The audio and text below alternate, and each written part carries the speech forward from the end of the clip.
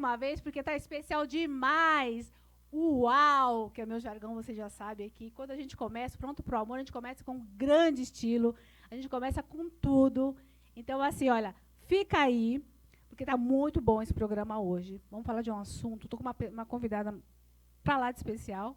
E vai falar de um assunto que é muito importante, que é a defesa da mulher, que é sobre amor também. Enfim, um monte de coisa.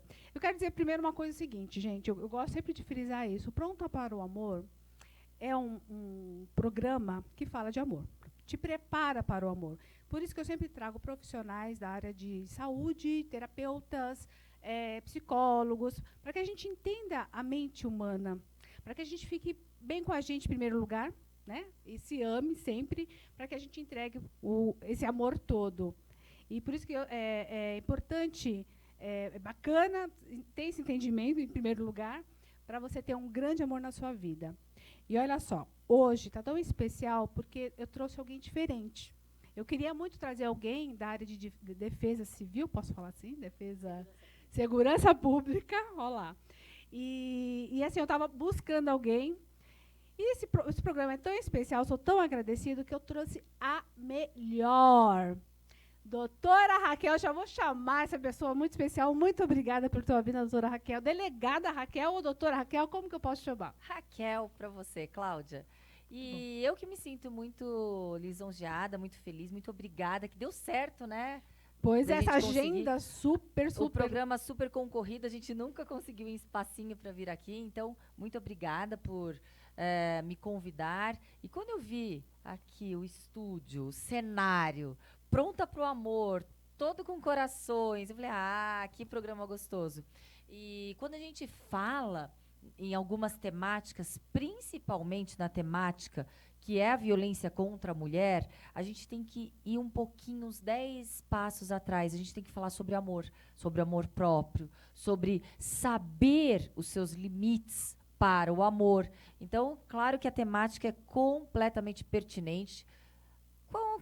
Eu atuo no sistema de justiça criminal, na segurança pública, então é pertinente para que a gente possa proteger as pessoas, as mulheres que estão vulneráveis emocionalmente.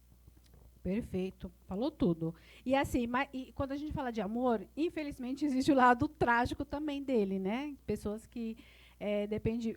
Quando a gente está bem, é até mais fácil de encontrar alguém dentro do que a gente busca, né? Mas nem sempre é assim, né? E é isso que você batalha, trabalha para isso. Cláudia, eu não tenho oportunidade de falar nesse tema da forma como a gente vai falar.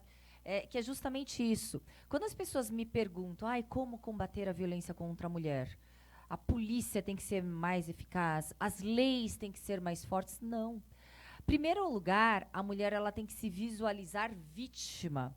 Se a mulher ela está vulnerável, se a mulher está carente, se ela busca um amor desesperadamente, ela não vai aceitar que aquele relacionamento que ela tanto sonhou, que ela tanto esperou, que ela tanto idealizou, é um relacionamento abusivo, criminoso. Então ela não vai permitir para ela mesma que ela é vítima em um relacionamento desta forma. Ela vai normalizar esses atos de agressão, ela vai até mesmo romantizar os atos de agressão, dizendo que, ora, é um amor excessivo, é um controle por proteção. Então, a gente tem que ter, primeiramente, a gente tem uma fábula da Alice no País das Maravilhas, né? Que perguntam para ela para onde ela quer ir.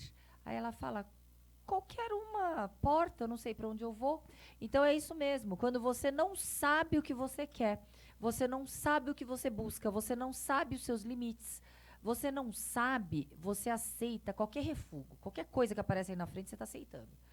E eu gosto de afirmar que a mulher que tem uma autoestima, que tem um amor próprio, é aquela que permite sim estar sozinha. O mais difícil não é achar qualquer refúgio, qualquer porcaria aí na esquina, porque aí é só instalar o dedo, tem um bando de porcaria aí na frente.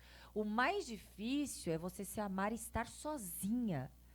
E, Cláudia, eu falo por experiência própria, não é demagogia, não é falar, vamos falar sobre isso. Não. Até os meus 44 anos, eu fiquei sozinha. Eu não casei, eu nunca tinha casado, não tinha tido filhos, tinha tido namorados, tal, de forma esporádica, mas até os meus 44 anos, eu não tinha encontrado ninguém que eu Uau! achasse Que interessante. que me tratasse, que eu achasse que estava me tratando da forma como eu sei que eu mereço. Gente, acabou, né? Fechou. Não precisa, olha o recadão da doutora Raquel aqui. E olha, eu trabalho com mulher, eu sou psicanalista, né, atendo no individual. O que mais tem é a mulher 40 anos, já acabou minha vida, né? Eu preciso. E esse desespero. Qual que então é a receita para essa mulher não ter esse desespero já, né, que você passou por isso e está super bem que a gente vê isso? Olha que curioso. Quando eu tinha os meus 25, 26, 27 anos, eu era bem mais nova do que aos 40, 43, 44. Teoricamente, para esses boçais dos red pills que fala, Red para pills. para essas pessoas desprovidas de qualquer intelecto cognitivo, uma mulher que passa dos 30 ou dos 40, sei lá, já perdeu o valor no mercado. Eu tinha 26, 27 anos, extremamente insegura, aceitando porcarias, aceitando refugos. E se alguém estiver me assistindo, é isso mesmo. Você é uma era uma porcaria, era um refúgio que a gente aceitava por uma ausência de autoestima. E quando eu passei no concurso para delegada de polícia aos 35 anos, de uma forma equivocada, eu achava que eu teria realização profissional, aí sim eu estaria pronta para achar um amor. Mas eu não consegui dissociar a minha realização profissional da minha realização pessoal. Então, a minha autoestima como um todo, ela estava umbilicalmente entrelaçada. Então, quando eu estava buscando o meu caminho profissional, eu não tinha toda a convicção do que eu mereço ou do que eu precisava determinar. Então, qual é a dica? A dica, em primeiro lugar, é você ter certeza e convicção que para você entrar num relacionamento, você tem que estar muito forte emocionalmente. Porque qualquer problema que acontecer no relacionamento, você não vai colocar a culpa no outro. Você já está fragilizado emocionalmente. Você vai falar que você, olha, não deu certo, eu não consegui passar no concurso público, eu não consegui o meu emprego, também não consigo namorado, também eu brigo o tempo todo porque algum problema eu tenho. Você somatiza tudo. E aí qual é o grande perigo, a grande armadilha? Os relacionamentos com os abusadores, com esses criminosos, eles buscam justamente essa vulnerabilidade emocional. Todo relacionamento criminoso que culmina num feminicídio, ele se iniciou como um conto de fadas. Claro, o cara não vai conquistar uma mulher dando tapa na orelha. Uma poderosa também, né? Uma que já sabe o que quer da vida, porque ela identifica esse perfil eu não quero para mim. A que está bem com ela, né? E se não está, vai pegar realmente. E você, como é que ligou essa chave então para ti? Fiz terapia há muito tempo, para poder ter aquela fortaleza e determinação emocional, porque para passar no concurso público, você tem que ter resiliência, tem que ter determinação, tem que lidar muito bem com as frustrações diárias. Você não tem algo palpável que o estudo, a jornada para o concurso público, você não tem nada palpável, se você está no caminho correto ou não. E eu estou fazendo um paralelo. Quem está nos assistindo, faça o paralelo nos seus objetivos próprios. Claro que para você alcançar aquele objetivo, você passa por inúmeras derrotas, por inúmeras frustrações. E aquilo, se você não tem uma fortaleza emocional, psicológica, muito delimitada, você vai desistir no meio do caminho. E eu não queria desistir no meio do caminho. E nesta forma, não era o meu objetivo principal eu estar preparada psicologicamente para um relacionamento. O meu objetivo principal era estar preparada psicologicamente para ultrapassar todas as frustrações do caminho da jornada que é percorrer um objetivo profissional, mas automaticamente, claro que você se fortalece por um completo. Nós não somos segmentados, né? Nós não temos janelas. Olha, essa janela eu sou forte, essa janela eu sou fraca, essa janela eu estou vulnerável, esta não. Quando a gente fala em psicológico e emocional, é um completo. E ali foi muito interessante, porque cada frustração eu consegui estar mais forte para um próximo obstáculo. E isso da mesma forma, eu comecei a ter noção e consciência dos limites a um ponto que eu cheguei a perguntar, será que eu vou casar um dia? Uau! Eu cheguei a perguntar, falei assim, será que um dia eu vou casar? Eu falei assim, mas tudo bem. Se eu não casar, tudo bem, mas será? Eu queria tanto. Todo mundo almeja isso. Todo mundo almeja ter um amor, né? Todo mundo busca por um amor. O ser humano é um ser político sociável por natureza. Não adianta. Ah, posso falar outra coisa, Cláudia? Deve. Tô aqui só ouvindo. Hoje eu tô tranquila. Outra coisa que a mulherada vive falando. Quando eu passava por porcaria, eu nunca era cega. Aquelas pessoas que gostam de negar a porcaria que estão, né? Eu via muitas amigas, não, ai, eu prefiro só sair de segunda-feira à noite. Não, sábado e domingo eu prefiro estar com a minha família. Aham.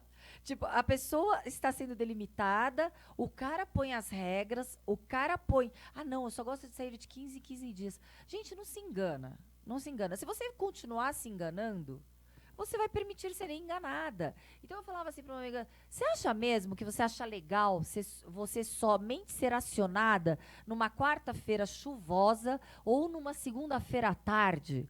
E o final de semana, que é a coisa mais gostosa, quando você não está trabalhando, não está estudando, ir num cinema com aquele que você ama, ir para um restaurante. É isso mesmo? Você quer esse tipo de relação ou você está aceitando regras daquele que está impondo? Isso aí já é um relacionamento abusivo para mim. Para tudo, porque aí já é um relacionamento abusivo.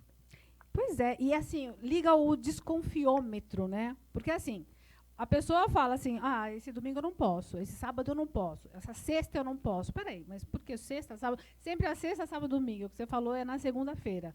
Gente, só vai ligando o beat, vai ligando os pontos, é tão fácil, né? Mas é aquela coisa que você falou. Se eu não estou me amando, se eu não estou bem comigo, então eu vou aceitar isso aqui. E outra coisa, eu vou dar um jeito depois, também tem isso, né? A mulher, ela gosta de arrumar o homem, né?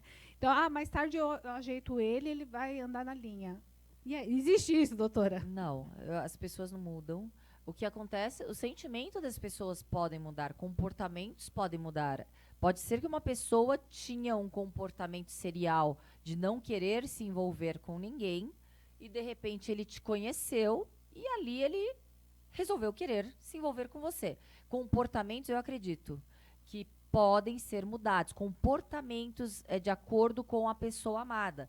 Agora, dizer que um cara que já iniciou com você, te colocando como step, como disque contatinho, e futuramente ele vai te classificar como o amor da vida, acontece? Acontece. É 1 em 1 milhão. Você acha que realmente você é esse 1 milhão? É tão difícil a gente estar em relacionamentos com aqueles que nos respeitam, que nos amam, aqueles que estão na mesma sintonia com a gente, que inevitavelmente a gente vai ter algum tipo de rota de colidência. Agora você vai buscar ser a exceção da exceção da exceção para um cara que só te trata como disque contatinho, porque você vai mudar esse cara? Ah, gente, eu acho que aí é um excesso de amor próprio, né, Cláudia? Utopia, né? Não existe, de verdade, né? Essa questão da mulher, que você falou, encontrei alguém aos 44, né? A gente está falando mulheres e homens, claro que Isso. tem o contrário, mas o nosso papo aqui é mulher, Mais né, mulher, hoje. isso. E o programa ele é bem 90% feminino. Hoje, porque eu já vi homem vítima de relacionamento abusivo psicológico, Muito. etc. Então, mas a gente está falando da mulherada, Então, e é com a homens. mulherada que a gente está falando. Homens, pegue pra você também. Reverta a coisa aí pro masculino. Tá bom, né, gente, o programa, né? Ó, já compartilha. Então, já chama aquela tua amiga que tá com aquele embuste. Fala, vem ouvir a doutora Raquel vários anos. É que eu nem falei o currículo dela aqui, né? Acho que dispensa comentário, mas olha, fala com muita propriedade. E ela, a história própria, né, de ter um amor aos 44 do segundo tempo, literalmente. Quase 50. Olha, eu tô com 47, 3 anos atrás. E tá feliz? Super feliz, casei, algo que eu nunca imaginei. Eu nunca tive sonho, desde nova, eu nunca tive sonho de casar de véu, aliás, de vestido de noiva. Véu eu não tinha, nem grinalda, mas eu tinha o vestido de noivo, o buquê, Casei numa igreja católica, depois a festa a gente teve muito tempo depois, né? 8 meses depois. Nunca tive esse sonho. Eu pensava que eu iria realizar. Sempre tive um sonho de achar o amor da minha vida, mas em algo mais íntimo, algo bem menor. E eu tive os dois, porque eu tive um casamento fechado, somente com a família, na pandemia. Então a igreja foi fechada. Só minha mãe, meu irmão, minha cunhada, da parte dele também a mãe, o irmão e a cunhada. E a daminha de honra foi a sobrinha dele. À época, o meu sobrinho estava na barriga, hoje ele tem 2 anos e meio. Então foi só. E é isso que eu sempre imaginei. Olha que legal. Infelizmente veio a pandemia. Então foi dessa forma o casamento religioso convertido no civil. E 8 meses depois, em novembro, 6 meses depois, a gente teve uma festa com os amigos. Também tivemos que reduzir ao máximo, porque a lista tinha que ser reduzida em 40%. Mas foi assim, eu aconselho todas realizarem esse sonho, se querem casar. Separem um dia especial. Nem que se for num restaurante, se arrumar, Vamos né? fazer esse cerimonial, Ah, né? é muito. E as fotos, dá uma nostalgia gostosa. Que delícia. Me diz uma coisa, a busca da profissão tem a ver alguma coisa com a busca do amor? De eu estar forte de alguma forma, ou não tem nada a ver? Por que então você buscou essa profissão? Não, a profissão eu sempre quis. Tá. Eu sempre quis. Eu fiz artes marciais quando era pequenininha, também fiz balé clássico. Na escola já era aquela criança super chatinha que via uma criancinha vítima de bullying, eu era aquela que cortava o barato daquela brincadeira de mau gosto. Eu já tinha a justiça dentro de você, Eu não sabia o que era, mas eu me sentia tão desconfortável com situações em que o menor ou aquela pessoa era excluída. No final, eu acabava sendo excluída junto com os excluídos, porque eu não participava da brincadeirinha. Aí, não vamos convidar essa chata pra festa, pra coisa nenhuma. Mas de pequenininha, então você já tinha essa coisa de impor, já. E já não tinha problema nenhum de ser a pessoa que não está sendo como que eles utilizam a palavra? Aquela pessoa... Sofrendo bullying? Não. O bullying eu não permitia, né? Tá. Mas eu não... Aquela popular. Eu não tinha problema. Eu não tinha problema de ser impopular, digamos. Não tinha problema. Eu só queria estragar aquela brincadeira chata. Não queria aquilo. Na minha frente não dava. E aí quando eu fui assistir um filme, Questão de Honra, da Demi Moore com Tom Cruise, eram os dois. Era um filme da Marinha, algum crime que ocorreu ali na Marinha dos Estados Unidos. E ali eu saí com 16 anos falando, já sei o que eu quero ser delegada de polícia. E não tinha nem delegado de polícia ali dentro do filme, não tinha nada, mas era investigação, né? Era um filme que falava sobre investigação, sobre justiça, sobre injustiça e violência. Então, ali eu falei, fui fazer faculdade de Direito já sabendo que eu queria ser delegada de polícia. E o problema é que o caminho para você conseguir atingir aquele objetivo é longo. Não basta você fazer uma faculdade. Você tem que ter ali aquela disciplina de estudar de forma séria, como se fosse um trabalho mesmo. Então, eu fiz a faculdade, o mestrado em filosofia. E, após isso, fui estudar de forma determinada para o concurso. E fiquei 5 anos estudando até ser aprovada com 35 anos. Eu não passei assim que eu me formei. Me formei com 24 anos, mas eu só fui passar no concurso com 35. Comecei a estudar com uns 30.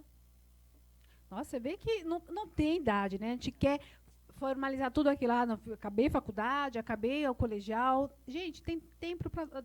O tempo é o nosso tempo. Enquanto estamos vivos, presente, vamos agir nesse momento. Muito legal o teu exemplo.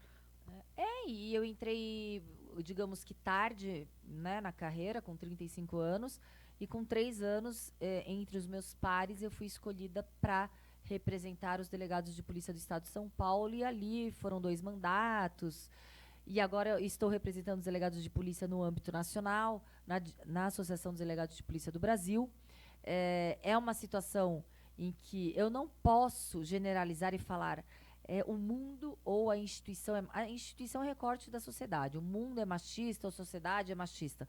Claro que a gente tem repetições de comportamentos machistas, mas se eu falo na instituição Polícia Civil, que temos aproximadamente 20%, 18% de mulheres, eu fui eleita por homens para representá-los.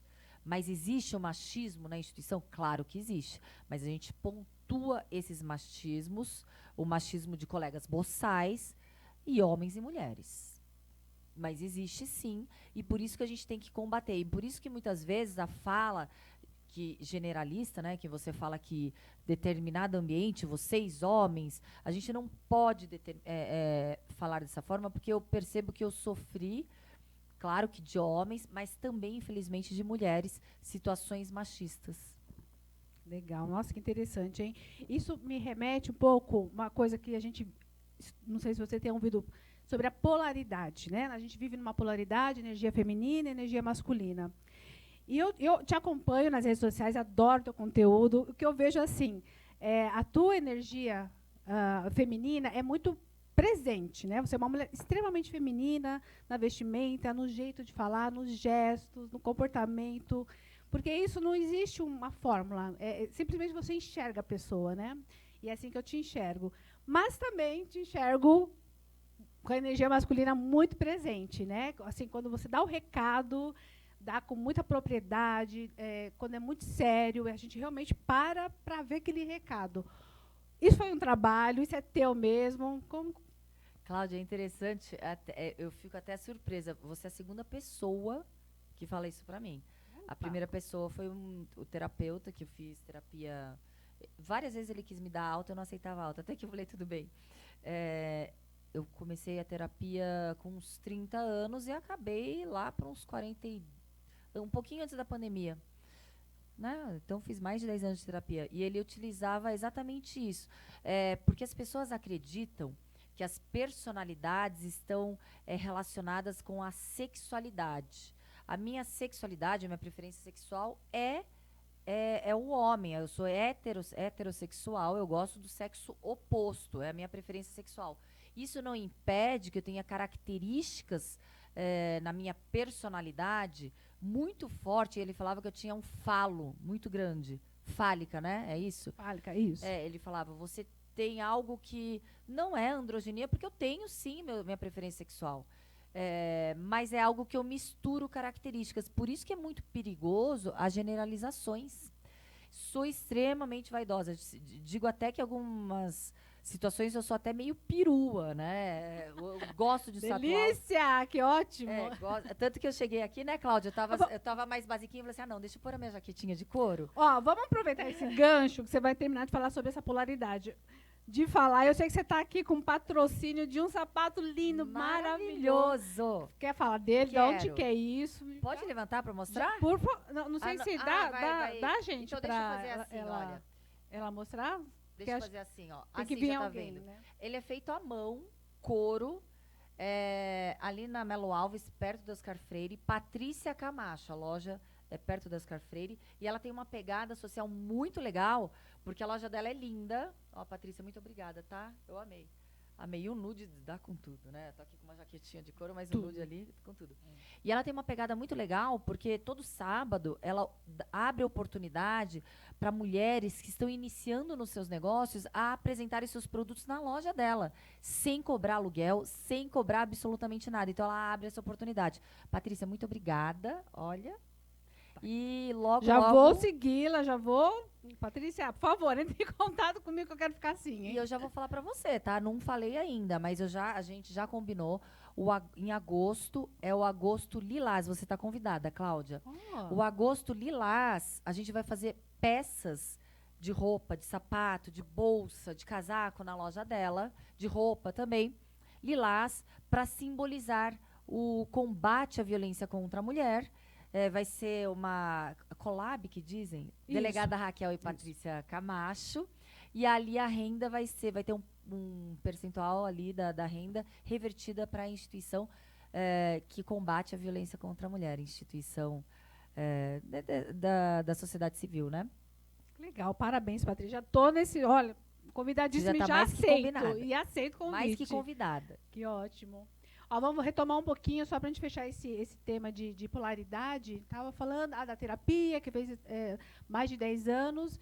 E aí você percebe que você tem esse misto. Agora deixa eu puxar a mulher para cá, deixa eu puxar uma energia masculina. Ou isso, de repente, já está natural para você? Eu eu sou dessa forma. Tanto que é muito engraçado.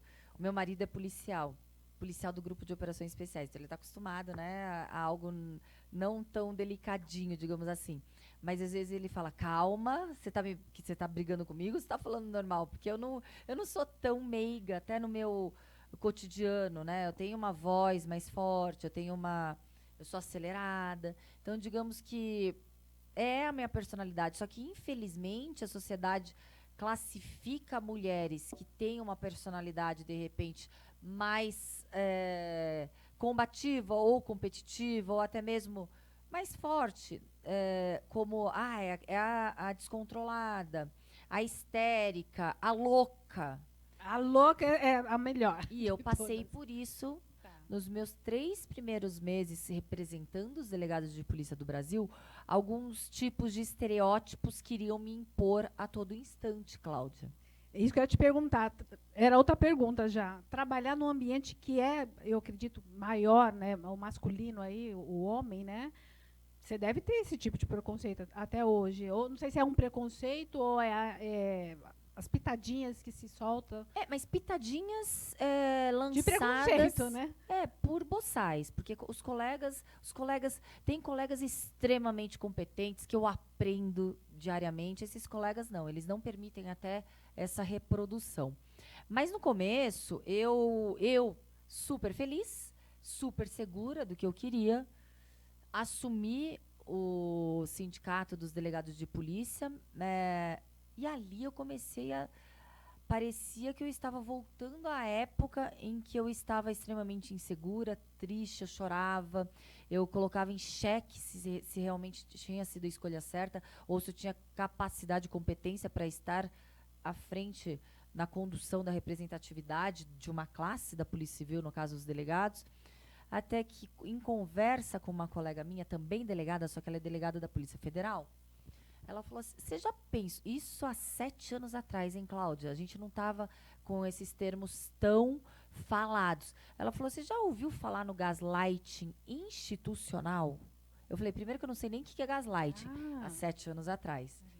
É um gaslighting, para quem não sabe, acredito que todos sabem hoje, mas o gaslighting, ele é uma palavra que veio de um filme norte-americano, de 1960, em que a história se baseava no controle psicológico total daquele marido sobre aquela mulher, a ponto de daquela mulher perante os amigos, os familiares, até mesmo ao marido, e até mesmo com ela própria, ela perdeu completamente a sua propriedade de saber quem ela era ou do que ela poderia decidir ou não. Então ele despiu essa mulher completamente da sua autodeterminação, da sua autoestima. Então aquela mulher ficou extremamente insegura, dependente emocionalmente deste homem, marido, porque ele queria surrupiar os bens e a herança dessa mulher. Então esse termo gaslighting é justamente a manipulação psicológica a ponto de minar tanto a autoestima e a autodeterminação daquela mulher que ela começa a ficar insegura de tudo no seu entorno. E no ambiente profissional e institucional a gente tem de forma muito forte, infelizmente, para as mulheres. Aí, a forma como eu tive e como eu lidei depois de uns 3 meses não foi desistir. Passou na minha cabeça desistir, renunciar ao cargo? Sim, passou. E aí, infelizmente, eu comecei a...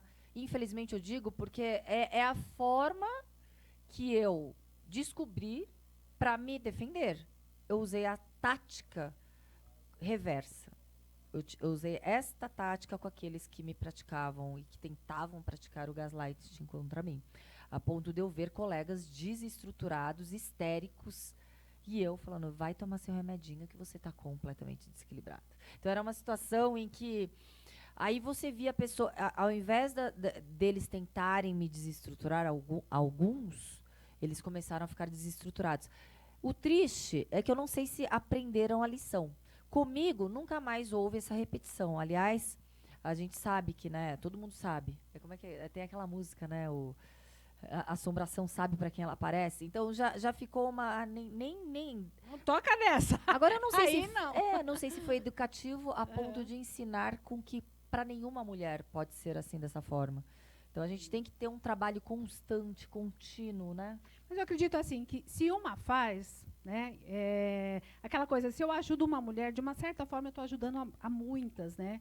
Então eu acho que uma sementinha, talvez ela não tenha se educado 100%, mas uma sementinha ali foi plantada com toda certeza. Porque é a própria frase da Maya Angelou.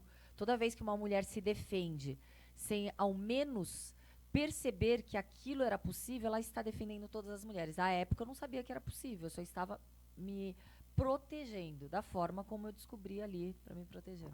Perfeito, e deu certo, né? E Pra tá mim, dando sim. certo. Para mim, sim. Legal. Queria falar um pouquinho sobre qual que é o principal, vamos entrar um pouco nessa questão da defesa da mulher, qual que é o principal desafio do enfrentamento da violência feminina, doméstica e feminina? É justamente isso que a gente está falando desde o começo do programa. Tá. Não tem um desafio específico, Não, tem né? sim. O principal desafio que eu vejo, o principal é a mulher perceber que ela é vítima. Esse é o principal desafio. Porque como você vai ajudar uma mulher vítima e resgatar essa mulher vítima de violência, que, aliás, é a vítima mais difícil de ser resgatada, se ela não se enxerga vítima? Se ela não permite que aqueles atos todos violentos sejam caracterizados violência, se ela normaliza, se ela romantiza, se ela esconde. As mulheres, muitas vezes, no início, e aí é uma estatística que eu falo da ONU, na Comissão da Defesa, na Comissão da Frente de Defesa da Mulher, no âmbito global. A ONU, essa comissão diz que a mulher, quando vítima de violência, num contexto abusivo, doméstico e familiar, ela só toma coragem para denunciar depois da 7ª agressão sofrida. Nossa, e se chega à 7ª, né, também, Perfeitamente. Muitas vezes elas morrem antes. E não é só perceber, né? É aceitar também, de denunciar, né? Perceber, ok, mas ela já é dependente também dessa agressão, dessa violência, né? E vai convivendo, aquela coisa, uma hora muda também, uma hora... E aí, o feminicídio, ele tem a ver com essa sequência ou independente? Se o homem tem esse caráter de matar... independente, ele não vai matar devagar. Existe isso? Existe esse perfil de homem, o que mata devagar e o que mata de uma vez? Cláudia, é perfeito o que você está falando e, aliás, você é extremamente importante para impedir feminicídio, tá? Porque o feminicídio, ele começa com mulheres que normalizam relacionamentos abusivos e criminosos. E o seu trabalho é extremamente importante no combate à violência contra a mulher, porque a gente precisa de uma estrutura psicológica fortíssima para que as mulheres não caiam nessas armadilhas. Além do atendimento social, a reinserção dessa mulher na sociedade, como se sentindo confiante no setor econômico, aquela que sabe que ela tem aquele seu valor no mercado. Então, muitas vezes, essas mulheres já estão completamente tolhidas ali do seu valor no mercado de trabalho, justamente porque é uma das estratégias, né, do agressor. Então, por isso que o seu trabalho é extremamente importante, é essencial e fundamental para que a gente impeça com que mais crimes figurem aí nas estatísticas de violência contra a mulher. Então é isso, é um conjunto complexo que se comunicam, multidisciplinar e transversal. Não tem como a gente falar, olha, o principal desafio, de repente, são políticas públicas. É um desafio que a gente precisa. A gente não tem políticas públicas adequadas que deem estrutura e correlação às leis que temos no Brasil. Por exemplo, como estruturar aqueles órgãos que protegem a mulher, as instituições de Estado que integram o sistema de justiça criminal. Mas, em contrapartida, a gente não tem uma assistência social, a gente não tem o trabalho psicológico como um todo. Eu vejo que a pequenos passos vagarosos a sociedade brasileira vem evoluindo, mas a gente precisa de muito mais ainda. Porque o que você falou não é uma coisa só. Essa mulher depois ela denuncia, e aí, onde eu vou para? Acho que esse é o pior, né? Para onde que eu vou? Quem vai pagar minhas contas? Você acredita que essa mulher hoje, que tem uma certa independência, hoje as mulheres estão buscando essa independência, isso está fazendo também com que o feminicídio aconteça mais? Ou não necessariamente? Porque quanto mais independente eu sou, menos eu vou depender desse homem, né? Obviamente. E isso faz com que os homens fiquem nervosos com isso. Não, você precisa depender de mim. Estou falando. Está entendendo? Eu acho que assim, por exemplo, quando a gente fala o feminicídio explodiu, realmente, se até um tempo atrás não tínhamos nem estatísticas do que seria o crime de feminicídio. Aliás, não tínhamos o crime de feminicídio. Então, claro que depois da tipificação normativa, a gente tem agora estatísticas que versam antes, e em contrapartida o feminicídio explodiu, mas em contrapartida o homicídio diminuiu. Então, não é que na realidade explodiu de 10 ou 20 anos para trás, é que antes as classificações eram outras. Acho que também não se falava tanto. Não se falava. Na minha faculdade, eu fiz a faculdade de 95 a 2000, eu não tinha uma matéria. Hoje eu vejo que eu sou convidada para dar palestras sobre esse tema em diversas faculdades de direito. Antes a gente não tinha essa temática defesa. Não tínhamos a Lei Maria da Penha, que foi sancionada em 2006. Então, é uma série de fatores. Os homens, eu acho que quando eles objetificam essa mulher, eu não sei te explicar. Essa pergunta sua realmente é muito complexa, eu não sei explicar, mas eu sei falar em estatísticas que as mulheres, quando vítimas de feminicídio, são quase 80% são quando aquelas que tomam coragem rompem um relacionamento abusivo. Isso. Aí elas morrem. Quando elas falam, aqui parou, meu amigo, aqui chega. E romper não necessariamente ela precisa estar independente, né? Não precisa. Quando ela rompe, aquela mulher que na cabeça do criminoso é a sua propriedade, então ele imagina, se não está comigo, não vai ficar com mais ninguém. Então, são lesões corporais gravíssimas, tanto aqui no Brasil não temos tanto, mas lesões por fogo, por ácido. Inclusive, na Avenida Paulista, eu estive em um programa de televisão com a Keila, da TV Gospel. Ela até, a convidada, ela tinha 90% do corpo queimado. Ela foi queimada viva na Avenida Paulista. Nossa, saindo do trabalho. loucura. E ninguém a ajudou. O agressor, que era um ex-namorado, não permitiu esse término. Então, infelizmente, esses agressores, os criminosos, eles tratam essas mulheres como objetos. E o duro assim, né? Essa mulher, muito, é o que você falou, todo mundo viu e não fez nada. Como é que faz ainda alguma coisa, sendo que a própria mulher, a própria vítima, que deveria, subtende-se que deveria tomar uma... Como fala, em briga de marido e mulher não mete a colher? Tem que meter a colher. Como que eu consigo ver meu vizinho e apartar isso aqui? Fala, chega, você não vai mexer mais nela. Olha que interessante essa sua pergunta. Eu vejo que, de forma legislativa, é triste, mas é um avanço. As inovações legislativas, hoje, elas colocam como lei a solidariedade.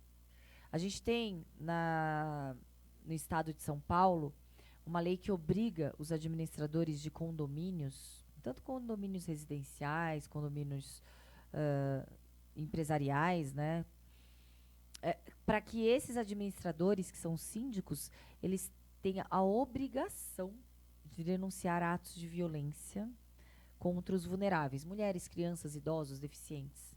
É uma obrigação. Antes, esses síndicos ou administradores poderiam ser até taxados ou acusados de intrometidos. Você está interferindo numa esfera privada que não te diz respeito. Hoje é uma lei. Não tem sanção, mas é uma lei. É uma lei que obriga uma atitude da sociedade. Desde que ele saiba também onde está isso, né? Porque assim, você fala no condomínio, vários torres, né? E eu sei que tem um barulho ali, mas ele precisa falar exatamente o lugar, onde é, com quem é. Fala, não só nesse condomínio. Não. Ele tem que detectar e denunciar especificamente qual é o casal ali que está envolvido nessa agressão. Então, a gente tem uma lei que já... A gente vê que essa vanguarda, essas leis que estão vindo agora, elas também obrigam essa responsabilidade. O que antes tínhamos há 50 anos atrás, teses de defesa esdrúxulas como legítima defesa da honra, em que o homem poderia alegar como tese de defesa, eu matei para aquele corno, né? Foi corno, falou matei honra, né? porque a minha honra foi violada. Hoje só recentemente, só esse ano, o STJ e o STF colocaram uma pá de cal falando não existe alegar tese de defesa, uma tese que nunca existiu, né? Mas não existe alegar legítima defesa de honra para justificativa de nenhum crime contra a vida. Então a gente vem evoluindo aos pouquinhos. Tanto que a própria traição hoje já não é traiu, tá tudo bem, vai, digamos assim, desde que não coloque o outro numa situação de vegetatória.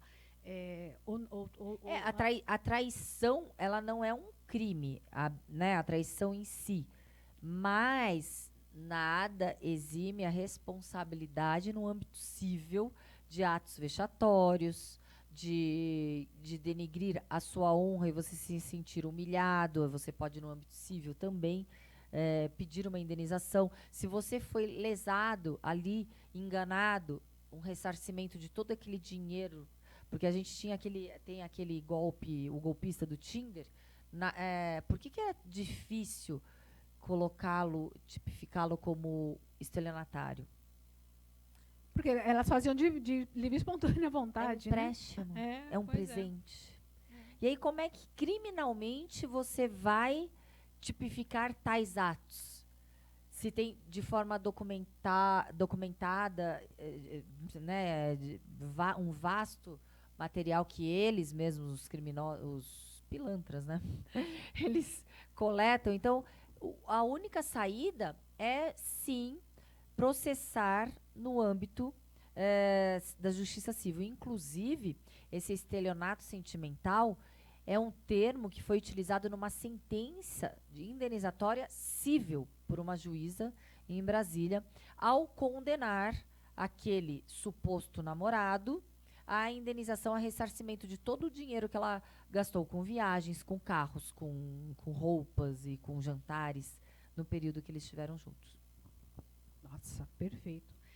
Uau, gente, não sei nem quanto tempo temos aqui para o break. A produção vai me atualizando aqui. Eu queria, assim, tem como a gente, embora você já tenha falado bastante, mas assim, como quebrar esse ciclo de violência? A mulher tem como identificar e ela por si só quebrar isso?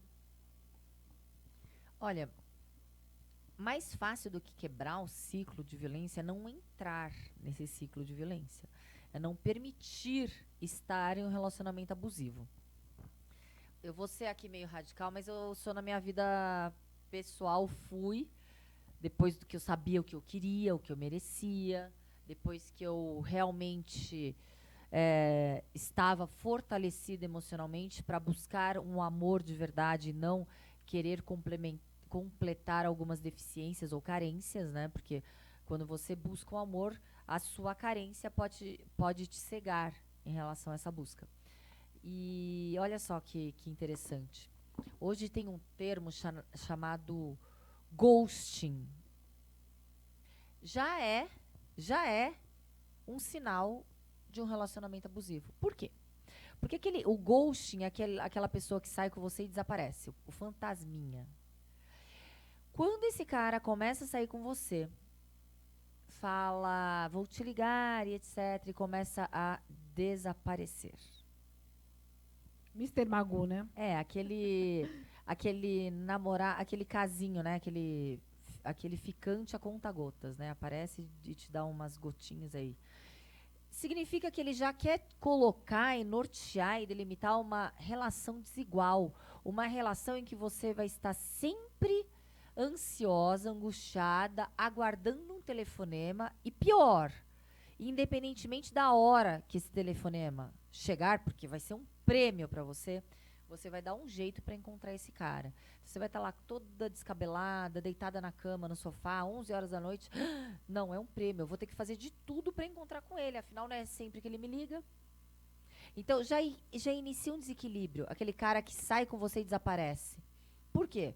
Primeiro que você não vai falar, desapareceu porque é um babaca. Você vai falar que, ai, será que a minha roupa não estava legal? Será que a minha maquiagem estava demais? Será que eu tenho mau hálito? Será que eu sou chata? Será que eu exagerei em alguma coisa? Será que eu falei alguma coisa que ele não gostou? Claro, a pessoa vai colocar algum defeito nela própria. E ali, aquele cara vai ter domínio naquela situação. Então, primeiro sinal, desconforto. O primeiro sinal, algo que não te faz bem. É tão básico, né? É tão chavão, mas a gente tem que repetir. Porque as pessoas esquecem. As pessoas, elas são elásticas quando carentes e complacentes com atos abusivos. Porque elas acham que, de repente, é esse o preço para que ela tenha alguém do lado dela. Uau! Gente do céu, ó, depois dessa entrevista, pelo amor de Deus, para de sair com esses embustes. Olha as dicas que a doutora está dando aqui. É mínimo, é básico. Ó, liga, isso aqui falou, não está normal. Gente, nada que é forçado deve normalizar. Né? Não, aqui, puxa, por que eu tenho que fazer? Porque eu ceder, né? É um equilíbrio. Relacionamento são duas pessoas e esse equilíbrio tem que haver sempre. Muito bom. Ó, chama a amiga, curte essa entrevista aqui, porque está demais. E a doutora aqui, a gente vou trazer novamente com outros temas, mas esse aqui, ó, não é sempre que você tem aí, viu? Tem mais alguma coisa que queira completar, assim, de violência, né? Tem outras perguntas aqui, mas que você acha interessante estar complementando aqui? Ou vamos seguindo? Eu acho que a violência contra a mulher, ela não é uma causa segmentada de gêneros. É uma causa, sobretudo, de direitos humanos. E a gente precisa com que homens e mulheres, lado a lado, combatam essa violência que é tão cruel, que é tão covarde. E eu falo cruel e covarde, não estou tirando também outras crueldades e covardias, como violência contra as crianças, vulneráveis como um todo. Mas aqui a temática é a violência contra a mulher, né? E é cruel porque você manipula sentimentalmente essa pessoa, você destrói a autoconfiança dessa pessoa, o amor daquela pessoa, você destrói todos aqueles sonhos que uma pessoa tem. Então é muito cruel. Nossa Senhora. Eu queria falar. E olha só, Cláudia, é aquela fala básica que toda avó falou para sua neta. O sapato não serviu, ele não é para você. Relacionamento é a mesma coisa. Anel também, né?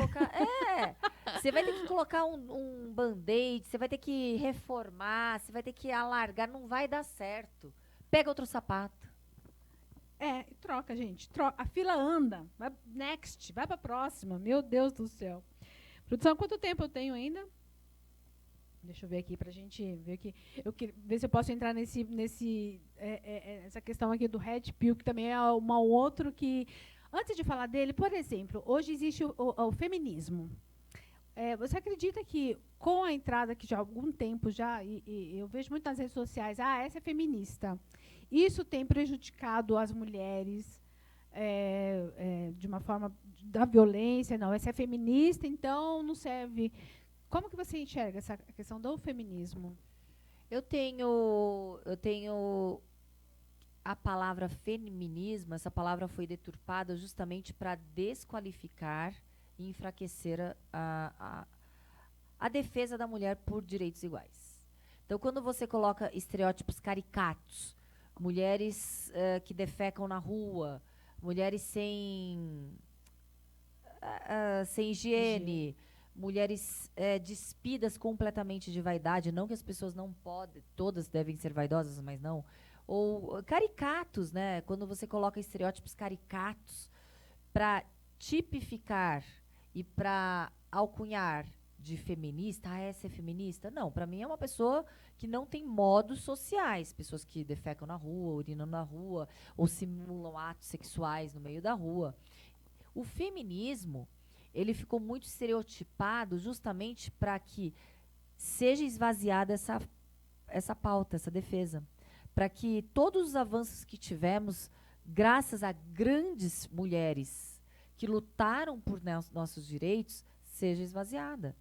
Então, o feminismo, ele não é sinônimo, antagônico do machismo.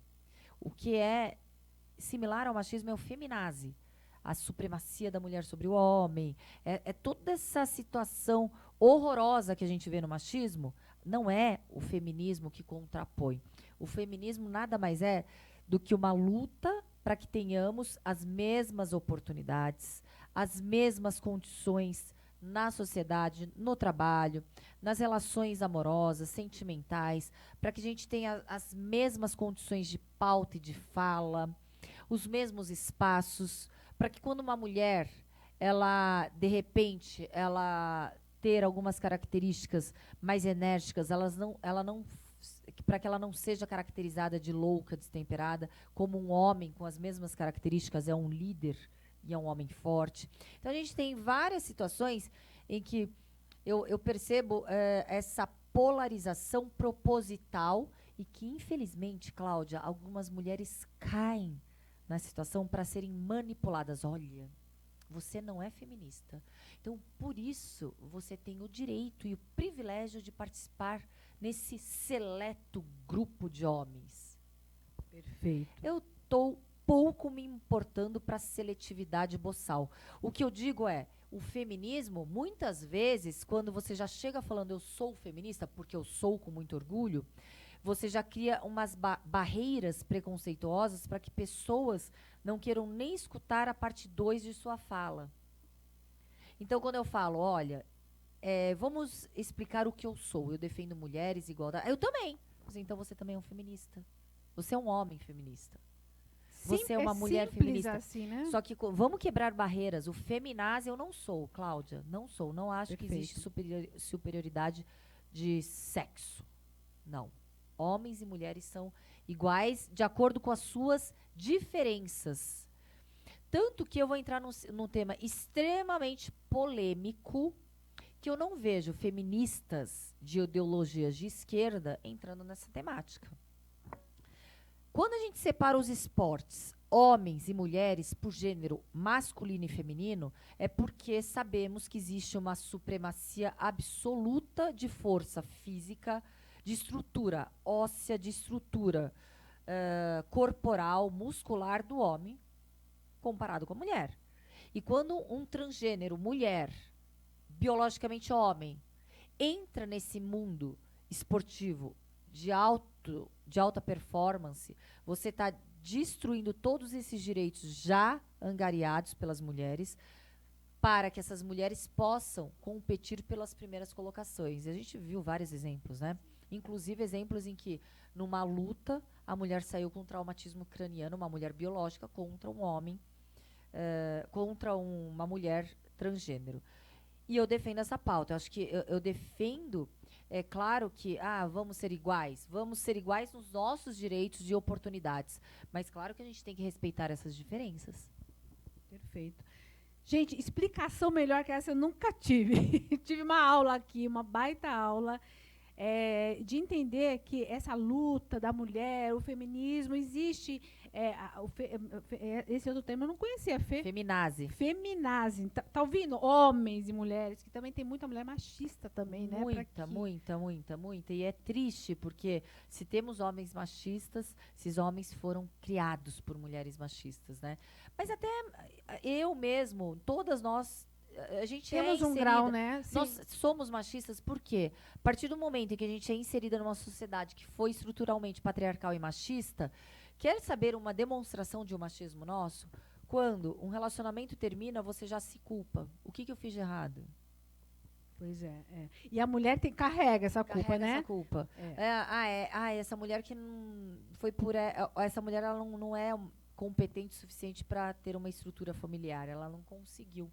Então, são diversas situações em que, se a gente perceber, nós também temos que lutar diariamente com o nosso machismo interno. Perfeito. E é no detalhe, né? A hora que você vê, você fala, nossa, mas isso aqui não é... Eu estava assistindo BBB, eu gosto do BBB, viu? Porque é parte da sociedade, comportamental. Exato. E lá você viu que tinha uma mulher que defendia, que era feminista, que era... Não sei nem se era feminista, na verdade ela defendia mulheres, né? Não necessariamente feminista. Mas ali a voz dela, machista, estava muito presente. Qual e BBB? Esse último agora, a Domitila, vai falar, já falei o nome. Tá. E ela, depois ela se pegou, falou, gente, de verdade, eu não sou perfeita. Então, depois disso tudo, e realmente é uma verdade, eu vou me rever as minhas falas, continuo defendendo a mulher, mas eu sei que tem momento em que eu ataco outra mulher também. Né? Eu acho que até ataco para me defender de alguma coisa. Então, assim, ficou muito bem explicado aqui com a doutora essa diferença, e para que a gente cada vez mais perceba as nossas falas, né? Sim, e outro argumento realmente, vários argumentos para, por exemplo, o feminismo. Se a gente não tivesse o feminismo, nós não teríamos direitos e lutas por igualdade de direitos. E a gente tem os espaços, não só espaços de poder, mas os espaços públicos não foram desenhados para que mulheres ocupem. Os espaços todos públicos, seja de poder, mercado de trabalho, instituições públicas, são espaços pensados por homens, para homens, direcionados para homens. Até porque, até hoje, causa exclamação. Você, delegada de polícia, é uma mulher? Então, a gente vê que algumas situações ainda não, a mulher não é algo normalmente visto, né? A mulher não é vista de forma normal em espaços públicos. Ela tinha que ficar dentro de casa cuidando dos filhos e do marido. E quando a gente percebe que quando oportunistas existem em todas as esferas, e eu vou dar um exemplo da Nájila e Neymar, e que ali ela falsamente, de forma oportunista, até mesmo criminosa, acusou o jogador de futebol Neymar de, supostamente, de agressão ou de estupro, eu não lembro a época. Foi, acho que ambos. E aí vem essas falas, também vocês querem tantos direitos? Olha ali o que acontece. Gente, não vamos colocar e taxar um exemplo oportunista, um exemplo realmente... Exceção, né? A exceção, para a gente destruir as conquistas dos direitos das mulheres e da proteção dessas mulheres que realmente são vítimas. Perfeito. Ai, meu Deus, que entrevista deliciosa. Pegou, né? Ó, chama sua amiga, que eu tenho certeza que alguém na sua casa está precisando dessas palavras. Eu nem falei quem é a doutora aqui, a gente já está terminando o programa. Eu vou falar rapidinho, porque é extenso. Assim, quando a produção dela me passou, eu falei, não, eu me nego a ler todo esse currículo aqui, mas ela é delegada de polícia. Ela foi eleita nada mais, nada menos do que 4 vezes a delegada de polícia do Brasil, a melhor delegada de polícia do Brasil. Presidiu o Sindicato dos Delegados de Polícia do Estado de São Paulo por 2 mandatos, cargo do qual ela está licenciada, sendo a primeira mulher, presta atenção, primeira mulher a ocupar o posto na história da instituição. Possui habilitação em fuzil, submetralhadora, carabina e a faixa preta em taekwondo. Eu só vou ler mais um pedaço aqui. É formada em Direito, né? E Filosofia. Uau! Mestrada em Filosofia, que top. E tem várias pós-graduação em Segurança Pública. Raquel é coautora também de várias obras, várias que eu nem coloquei nenhuma. Cláudia, aqui, tem muitas. não sou licenciada, eu terminei meu mandato, né, os 2 mandatos, assumi agora a direção da Associação dos Delegados de Polícia do Brasil e também sou sócia fundadora e embaixadora do Instituto Pró Vítima, que é uma temática que a gente pode conversar numa próxima vez. Isso, eu vi isso. Mas tem muita coisa com essa mulher. Tem assunto para mais de metro. A gente tem que finalizar. A produção, eu queria eu acho que um minutinho, eu queria mostrar um antes e depois meu. Eu tenho um apoiador, né, que chama-se Estética Rugatti, que está agora cuidando do meu embelezamento, né? Eu preciso ficar bem. Gente, eu falo, uau! Uau! Olha só, o antes, não, esse dia do antes aí nem tira a produção. Antes, durante e depois. É assim, tô melhorando. Fez fios de PDO, deu aquela puxadinha, nossa, que mais esticadinha. Aí tem um pouquinho de botox em cima. Eu acho que eu estava bem estragada, viu, doutor? Os lábios, né? Os lábios.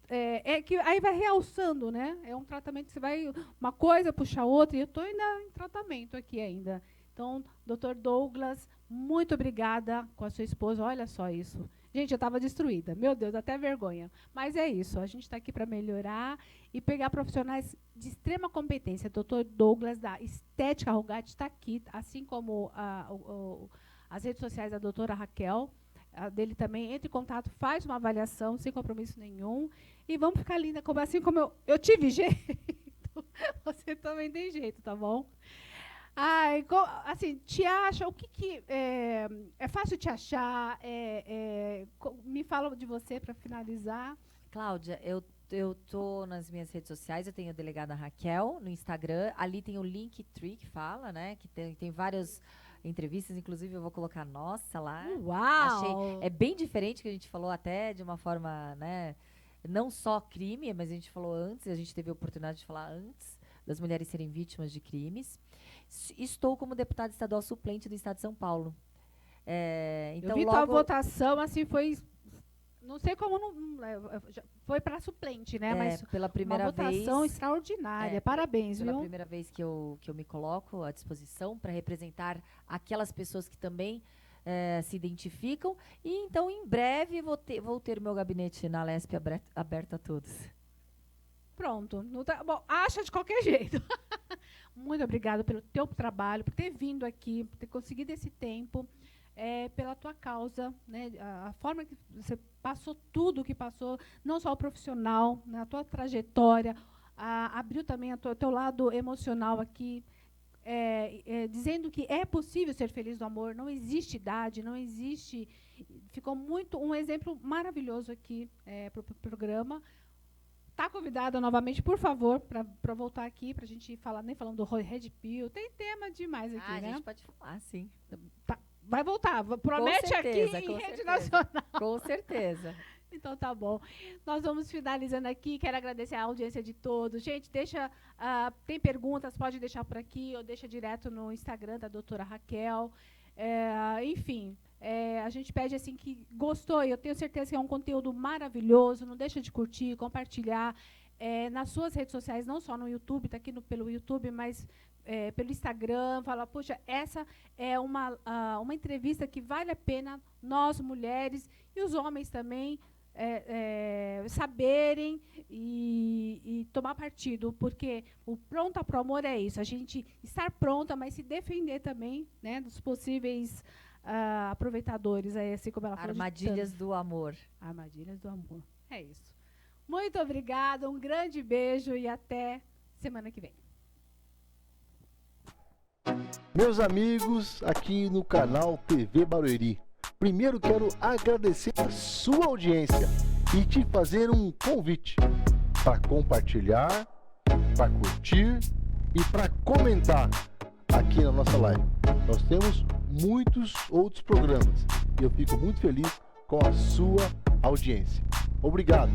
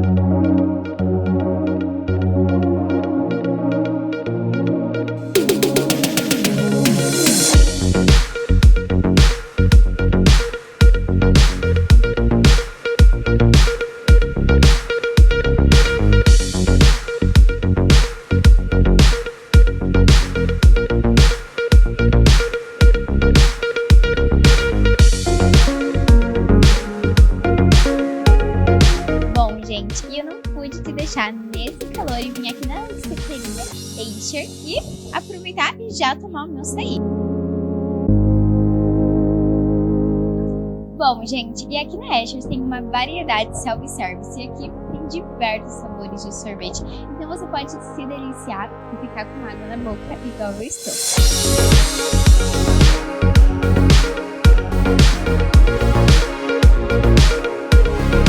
Eles ficam aqui localizados no centro do Beoval e vou deixar a localização aqui. Visão Total Vistoria Veicular, empresa de vistoria credenciada pelo Detran. Vistoria de transferência, vistoria garantida, vistoria cautelar e vistoria prévia. Visão Total Vistoria Veicular.